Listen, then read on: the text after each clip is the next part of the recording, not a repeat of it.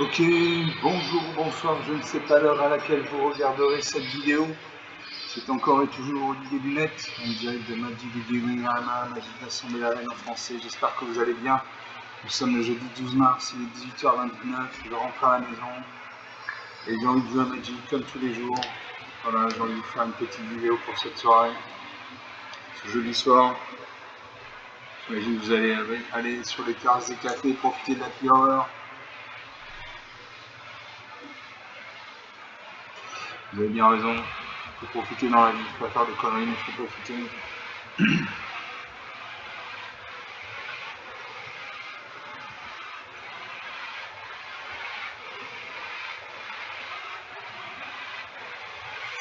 On attend que le jeu se charge.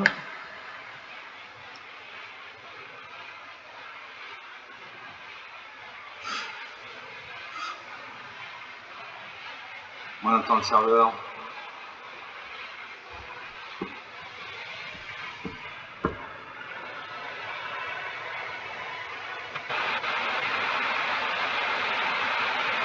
On attend le serveur. Je sais pas ce qu'il fait le serveur. Il y a du monde en terrasse.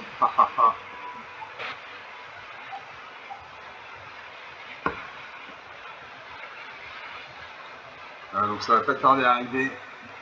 Voilà, on va jouer.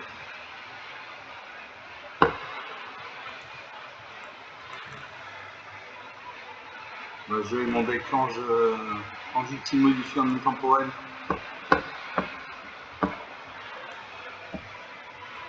Temporel. Deck ange ultime modifié. On va voir le nombre d'anges qu'il y a dans le deck. Je crois qu'il y en a 35 si je dis pas de bêtises.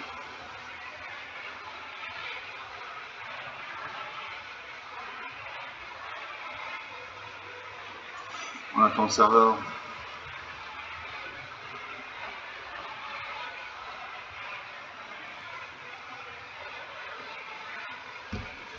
Il y a 250 cartes. Il y a 29 anges. 29 anges. On a 14 humains.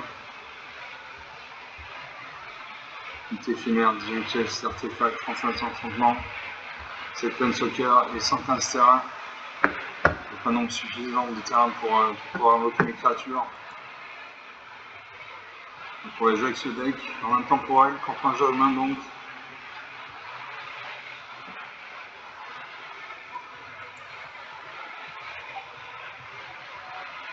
Voilà, on lance la partie.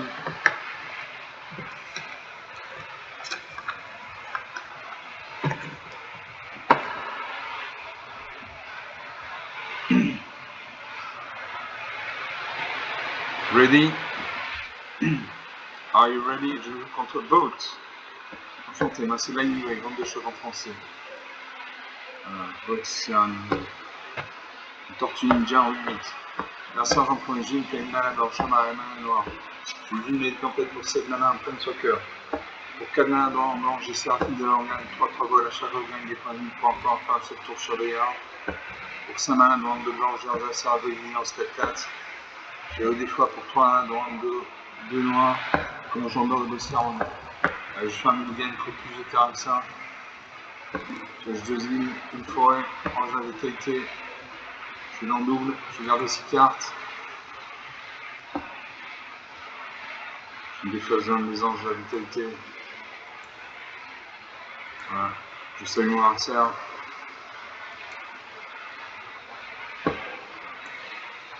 Mon adversaire a un deck Tortue Ninja. Il a posé une plaine. Il a joué Leonardo, Chafarmbrain de 1. Infiltration. Leonardo a réussi son coup d'infiltration a été payé. Les créatures contrôlées viennent plus jouer plusieurs jusqu'à la fin du tour. Pour 2 mains dans blanc, Leonardo a terminé l'initiative jusqu'à la fin du tour. Ah, moi, j'ai des cartes. J'ai des terrains qui ne correspondent pas, donc j'ai joué n'importe quel terrain. Une forêt. Ça pour une deuxième play. On attaque ça de 1. 18 à 20, la partie commence. Il faut les plaines. Une plaine, merci Seigneur. Prochain tour, je ferai jouer mon ange à vitalité. Alors ça pas une forêt. Et puis un deck comme un color blanc-vert. Il y a donc les squads d'élite de la FPJ de 1. À chaque fois une autre créature contrôle arrive, contient un faire plus d'influence cette créature. Il m'a attaqué, ils sont Leonardo, donc on est à 16 à 20. Au Zénil, là je peux jouer Augure Prismatique. Les terrains contrôlés ont chaque type de terrain de base en plus de leur autre type. Donc une bonne carte. Un sapin de deuxième forêt. Il met un marqueur plus influence sur son escouade. Une attaque 11 à 22. Il a invoqué le Pachyderme primordial, une 4-4 portée piétinement. Quand cette créature arrive, il gagne 2 points de vie. On va se poser une île. Je change la vitalité, une de vol. Si vous devez gagner des points de vie, vous gagnez selon le point de vie à la place.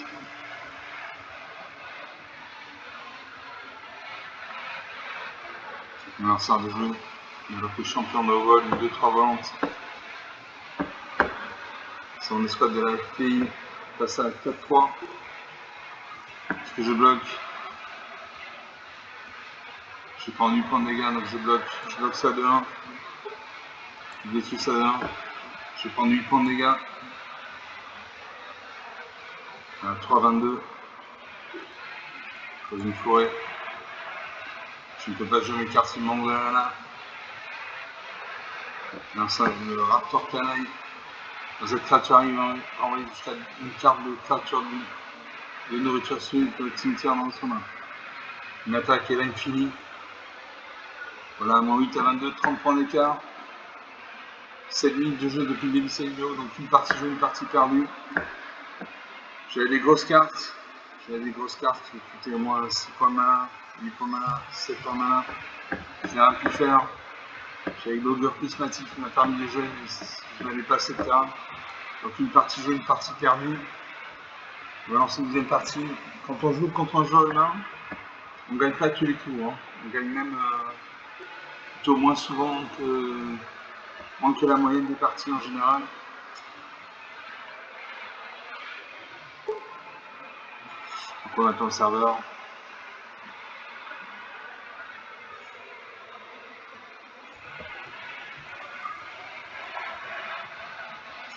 Dans sa deuxième partie, toujours mon deck quand modifié en même temporel.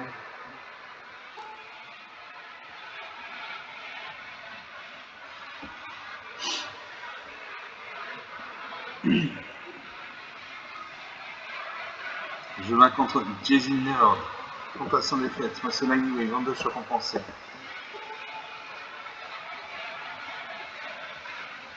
Commencer, j'ai 2 peines, 2 mana blanche, une forêt, une mana verte. J'ai jet d'affronter l'espoir pour 2 mana en blanc, une de 2, vol, nuance. Chaque autre ange que vous contrôlez arrive sur lui un marqueur plus un supplémentaire pour chaque ange que vous contrôlez déjà. Pour 8 mana dans un blanc, au moins un bleu, j'ai absolue vertu 8-8. Donc une grosse créature, ce sort ne peut pas être contrecarré, elle a le vol. Vous avez protection contre chacun de vos adversaires. Pour 6 mana dans le noir, j'ai 8 cartes qui check une 6-6. Pour un point de la verte, j'ai toujours été Samy, il gagne 2 points de vie, enfin je tente de ça. Je garde ces cartes. Je fais Samy dans la serre. Je crois que c'est pas dû commencer. Je réfléchis. En train de choisir de soit de garder sa main de départ, soit de déclarer un minigun.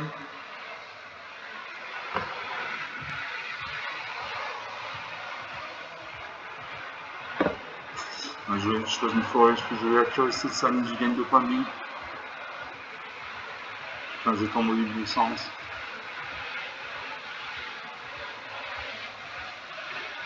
Alors ça passe un terrain de couleur rouge-blanc. Avec la garde des ennemis, à chaque fois une autre créature. À chaque fois une autre créature arrive, vous gagnez un point de vie. Moi je pose une plaine, parce que j'ai déjà de la fontaine de l'espoir, une de 2 vol luminance. Chaque entrant je peux contrôler avec sur les marqueurs plus supplémentaires pour chaque entrant je peux contrôler.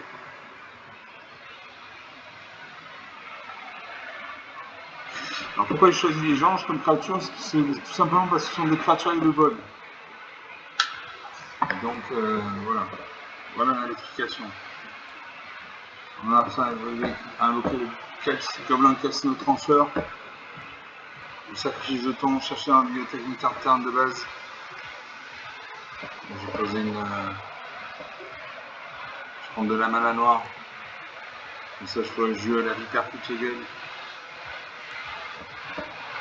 Le coordinateur est en train de chercher dans la bibliothèque une carte de terrain de base. Ça va prendre du temps.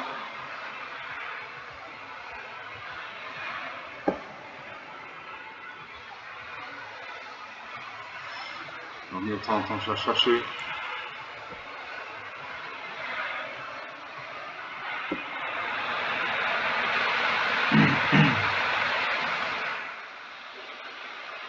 Voilà, je vais choisir Marée.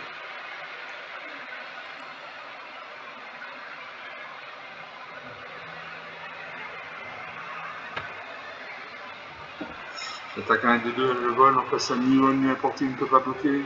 22 à 18, 4 points d'écart. Ça pose une deuxième montagne. Votre Lourdeau de bleu blanc, 2-3. Vous êtes bien contrôleur de la CRT, uniquement entre aucun jeton de traction en rouge de bas. Attaquant. Ce jeton attaque ce tour si possible. Et il y en a un, je bloquais un 2-2. Espérant qu'il ne touche pas sa créature, non. Sa créature meurt. Pose une peine. Je la vipère Kuchegel, donc une 6-6. Alors, à chaque fois que cette créature arrive ou attaque, mettez un marqueur gangrène sur elle. Puis, pour chaque marqueur gangrène sur elle, chaque adversaire perd 4 points de vie, à moins que ce joueur sacrifie un parent lanterne sur son choix ou ne se défausse d'une carte. Donc, une très bonne carte. Je confirme.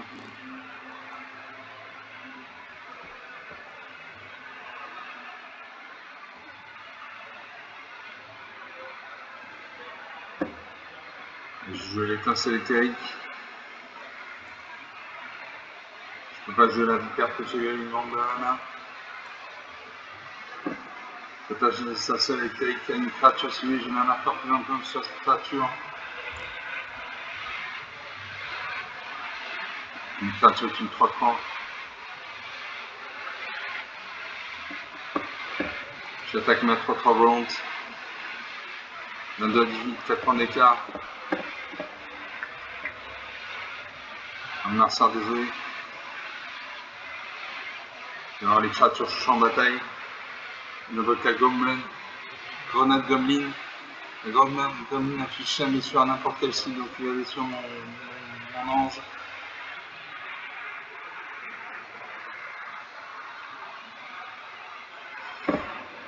Narsar attaque ma 8-8.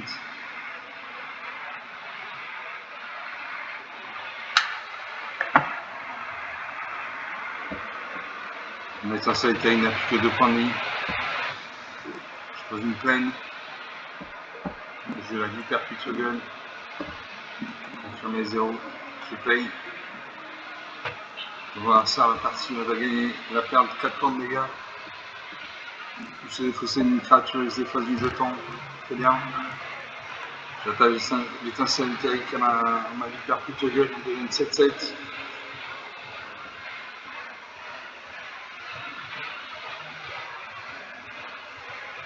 Ça gagne un point de vie. J'attaque les 5. Je bloque à ma 7-7. Sa créature meurt. Je fais une montagne.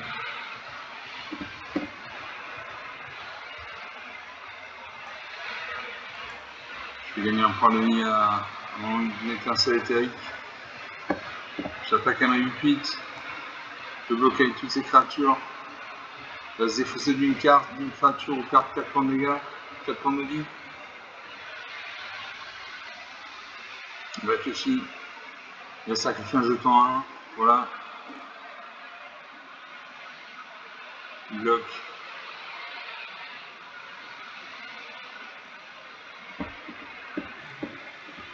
Ça fait une troisième montagne. Votre Crinco le caïd, 4-4. Il a créé le jeton de créature gobelin. Il gagne des points de vie. Il attaque.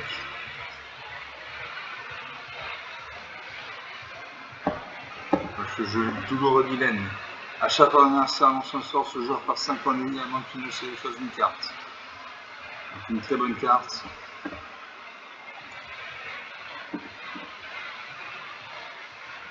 J'ai ajouté 10 mana à la corde de mon choix. Donc j'ai du vert, j'ai du blanc. Il faut du rouge. Non, il faut du bleu, donc je sélectionne du bleu. Le jeu Absolute Vertu. 8-8, ce sort ne peut pas être contrecarré, vol, vous avez la protection contre chacun d'un adversaire. Donc une très bonne carte. Alors ça gagne un point de vie.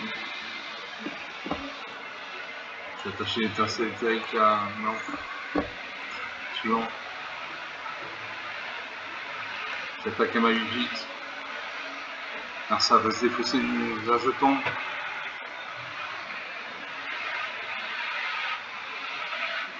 On a fait fini. J'ai fait 2 jetons. Du bloc.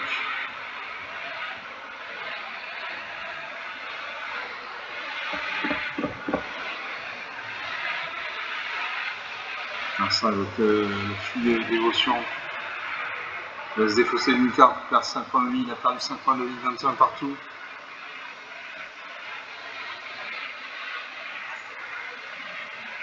On attaque le 5. Il gagne des points de vie. Je bloque ça et ma vie vite.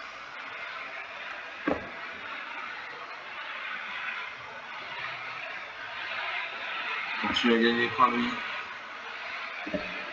Dans une forêt.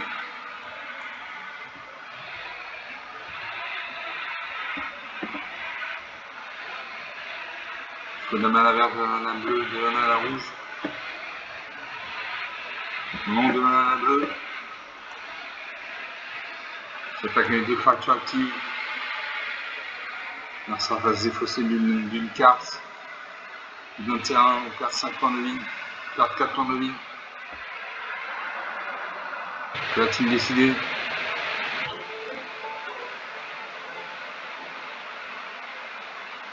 Sa blessure est en route, il y a 30 secondes pour agir. Il sacrifie un jeton. Il bloque ma 8-8 avec ça 1. On a 21-12, 9 points d'écart.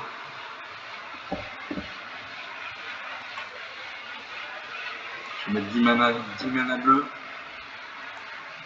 Comme ça, je lâche saut et chevauche dragon. Dans cet enchantement pareil, il affiche 3 blessures à chaque créature, à chaque planeswalker. Donc ça va détruire toutes ces créatures. Et toucher à chaque fois qu'un contrôle arrive, un jeton de créature qui attaque rouge, dragon et bleu. Donc il va détruire toutes ces créatures. Voilà. Donc j'ai le champ libre.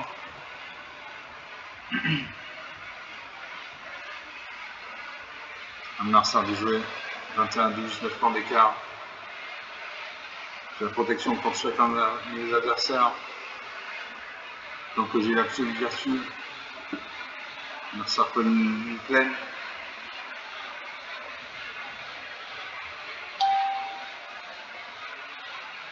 Il détruit mon absolue vertu. Je pose une montagne. Je récupère un dragon 4-4. Je pioche 2 cartes. Je joue donc primitif. À chaque fois que vous lancez un sort de créature, créez un jeton de créature 3 fois vers bête. À chaque fois que vous lancez un sort non créature, mettez 3 marqueurs plus un sur une créature ciblée que vous contrôlez. Et touchez à chaque fois que un contrôle arrive, vous gagnez 3 points de vie. Donc une bonne carte. J'attaque ma 8-8. En face, il n'y a pas de créature pour bloquer. Il va se défausser d'une carte. Il concède la partie, très bien.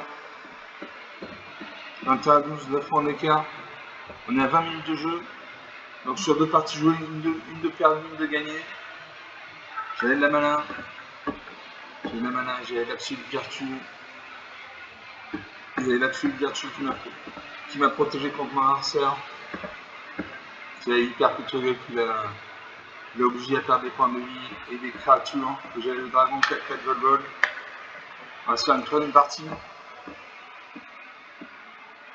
Pour l'instant, on est à une partie chacun.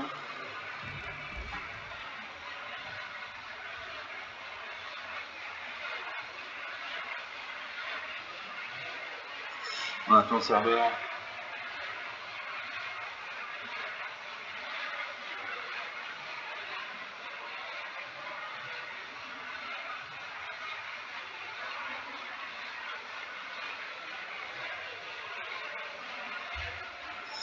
Je récupère 250 trésors, 275 points d'expérience.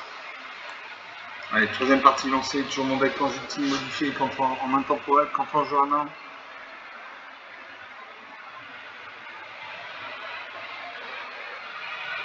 Je vais contre Hit.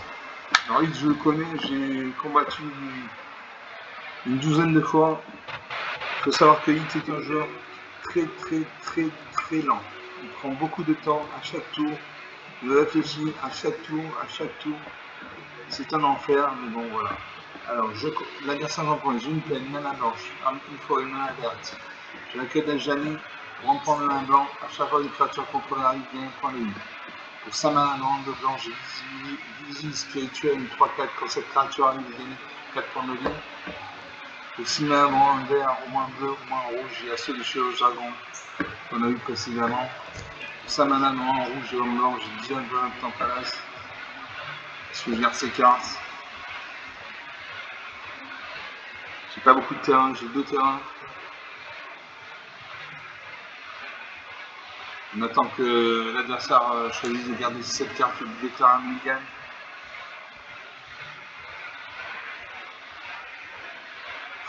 Déclarer un mulligan, c'est repêcher cette carte. Monsieur défausser d'une carte, c'est le premier mulligan. Quand ça va pas, si ça ne va pas, vous pouvez faire un deuxième mulligan de repêcher cette carte, mais au lieu de vous défausser d'une carte, vous défaussez de 2 cartes, etc. Moi je conseille de faire 1, voire au maximum 2 mulligans. Si vous deuxième mulligan, ça ne va toujours pas, vous allez en haut à droite, il y a un petit engrenage, vous faites un coup de gauche dessus, vous cliquez sur conseil, vous conseillez la partie. Ça n'aura aucune incidence si vous jouez en placé. Si vous jouez en placé, vous allez descendre dans les stats. Donc Hit est en train de choisir soit de garder sa main de cette carte ou de déclarer un mulligan.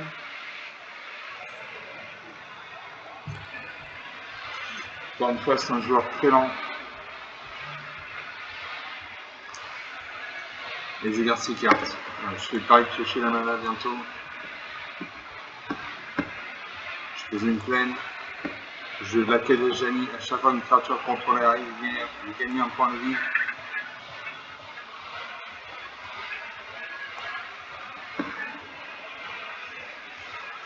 Un marchand de jouer. Je réfléchis. J'ai dit Hit est un joueur très lent. La partie va durer longtemps.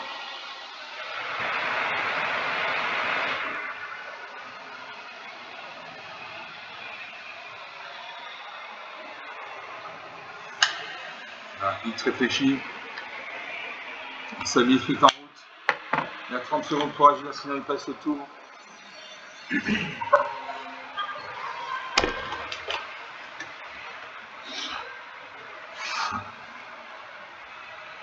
Il va se défausser d'une carte. Peut-être qu'il n'a pas de terrain. S'il a un terrain, il le jouerait. Va-t-il concéder la partie? Non. Je dépose une carte. J'ai posé une montagne, j'ai des cartes qui nécessitent de la mana rouge, je joue de la mana rouge. Là, ça réfléchit. Il n'y a toujours pas de terrain. S'il y avait un terrain, il le jouerait.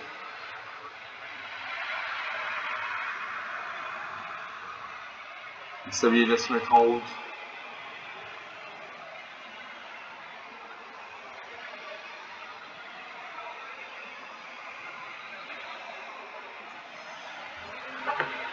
Ça lui se met en route, il a 30 secondes pour agir, sinon il passe le tour.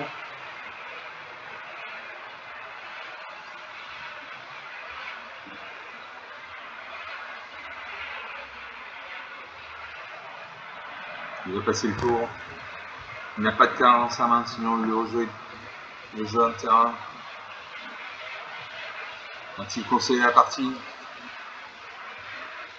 Il conseille la partie, je le sens. Non, très bien. Pose une forêt. Le jeu de la prison fantomale.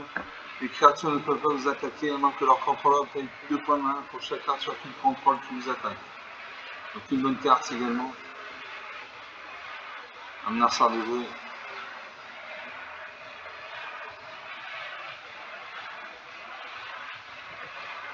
On n'a toujours pas de terrain.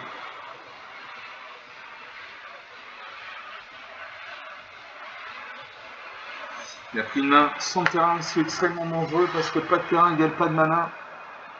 Pas de mana égale pas d'invocation de cartes.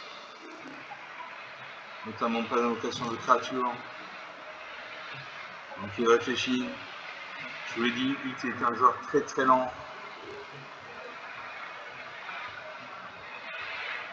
Moi je m'en fous, je déploie mon jeu.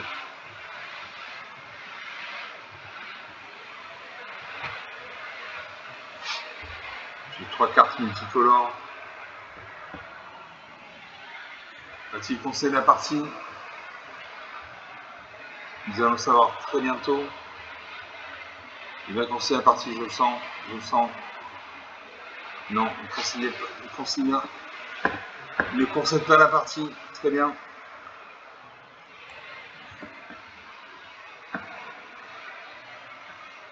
Prochain tour, je pourrais jouer le Gideon Volant Tantalas ou le jeu Crâne Nord. Alors ça réfléchit, il va avoir sa main, faire une Isabelle autour des cartes comme ça va qu'il va avoir sa main. Il réfléchit quand elle a autour de son une aura autour de son icône, ça veut dire qu'il réfléchit.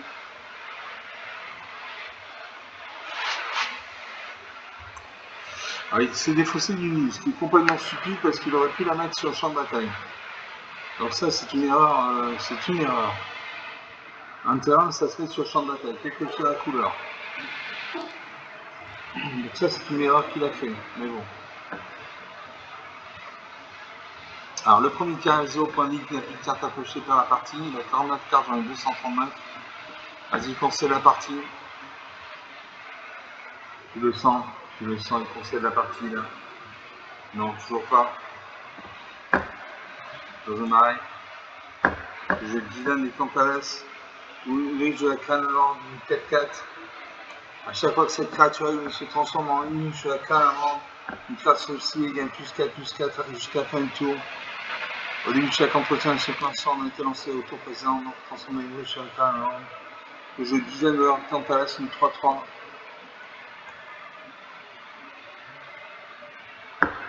Voilà. À chaque fois qu'on a ça. Gardez-vous le contrôle impermanent, un jeu contre trésor. On a ça à doubler. 21 à 20.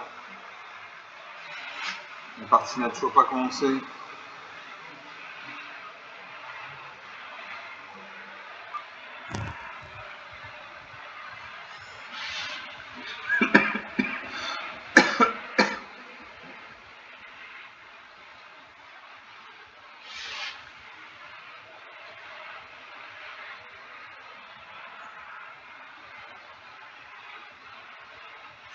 Sablier se met en route, il a 30 secondes pour agir, c'est même pas ce tour.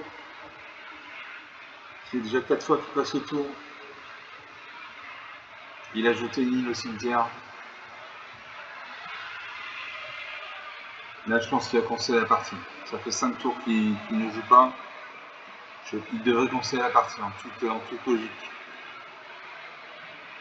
Voilà, il conseille la partie, très bien. 21 à 20. Donc sur 3 parties jouées. Sur 3 parties jouées, une de perdue, 2 de gagnées. Bon, une part forfait, mais gagnée quand même. On est à 29 minutes de jeu. Bon, c'est des parties assez classiques. Dans la première partie, j'avais pas assez mal pour invoquer mes créatures. La deuxième partie, j'ai gagné haut la main. Dans la troisième partie, j'ai gagné par forfait. Donc j'espère que vous appréciez ces parties.